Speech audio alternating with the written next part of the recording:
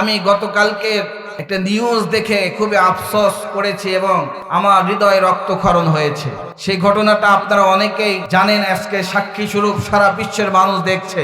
আমি শুরুতে যখন আয়না ঘর নামক ঘর শুনেছিলাম, আমি মনে করেছিলাম যে এই ঘরটা হলো সাজানো গোছানো, চতুর্দিকে বোধহয় আয়না দিয়ে ভরপুর, যেদিকেই দাঁড়াবে সেদিকেই মানুষের চেহারা দেখা যাবে, এইরকম একটা কিছু বোধহয় আয়না ঘর। কিন্তু এমন আয়না ঘর তৈরি করা হয়েছে যে আয়না ঘরের মধ্য দিয়ে বিরোধী দল, সরকার বিরোধী যারা কথা বলবে, কিসের আবাল, কিসের বৃদ্ধ, কিসের যুবক, কিসের কিশোর, কিসের বয়স্ক, কিসের নেতা, কিসের জ্ঞাতা, যারাই কথা বলবে, অন্যায়ের বিরুদ্ধে যারাই প্রতিবাদ করবে, অন্যায়ের বিরুদ্ধে যারা রুখে দাঁড়াবে, এদেরকে বন্ধ করে নির্যাতনের মধ্য দিয়ে তাদের জীবনকে প্রাণহানি করার যে চক্রান্ত এই সরকার করেছিল, তার নাম হলো আয়নাঘর। কথা বলেন ঠিক কিনা?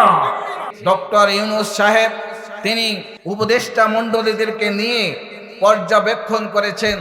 পর্যবেক্ষণ করে অনেকগুলো কিছু আমাদের সামনে ধরা পড়েছে।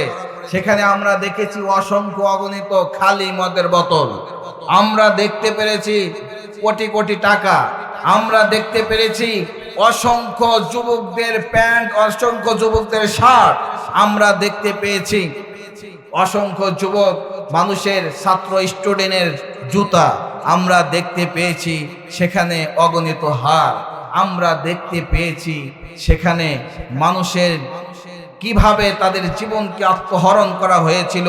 ছোট্ট ছোট্ট ঘর, যে ঘরের মধ্য দিয়ে আঙ্গুলের দাগ দিয়ে আঙ্গুল দিয়ে তার নাম লিখে রেখেছেন। কিভাবে নির্যাতন করা হয়েছে তার একটি প্রমাণ বিদ্যুতিক শর্টের একটা চেয়ার, যে চেয়ারে বসাইয়া বিদ্যুতিক শর্ট দিয়ে তাকে প্রাণহানি করা হয়েছে। বন্ধুগণ আমার, ভাইরা আমার, এই দৃশ্যের মধ্য দিয়ে আজকের বিবেক কি জাগ্রত হয় না? এটা এই চক্রান্ত শুধু এই আওয়ামী লীগ সরকার, যিনি বাতিল সরকার চলে গিয়েছেন, জাহিলিয়াতের যে রূপ ধারণ করেছিল এই সরকার তা প্রমাণ করেছে।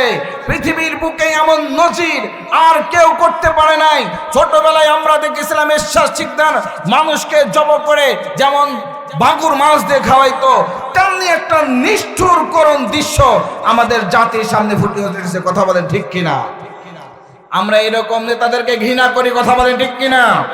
যে নেতা, যে কর্মীদের কোনো জানের মায়া নাই, নাগরিকের জীবনের মায়া নাই, যে রাজনীতির মধ্যে জীবনহানি হয়, যে রাজনীতির মধ্যে প্রাণহানি হয়, যে রাজনীতির মধ্যে কথা বলার স্বাধীনতা নাই, যে রাজনীতির মধ্যে নিজের ব্যক্তিত্ব স্বাধীনতা নাই, যে রাজনীতির মধ্যে নিজের চলাফেরার স্বাধীনতা নাই, বা ক্রুদ্ধ করা হয়, এরকম রাজনীতিকে আমরা ঘৃণা করি। কথা বলেন ঠিক কিনা? আমরা চাই আগামীতে যেন এরকম রাজনীতি আর না দেখতে হয়। কথা বলেন ঠিক কিনা?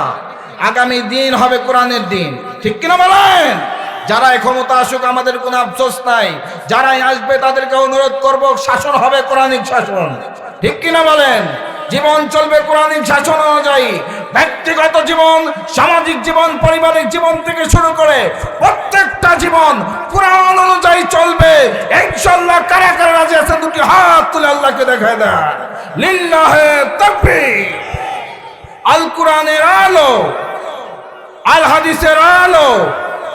কোরআন আছে যেখানে, কোরআন নাই যেখানে, লিল্লাহে তাকবীর।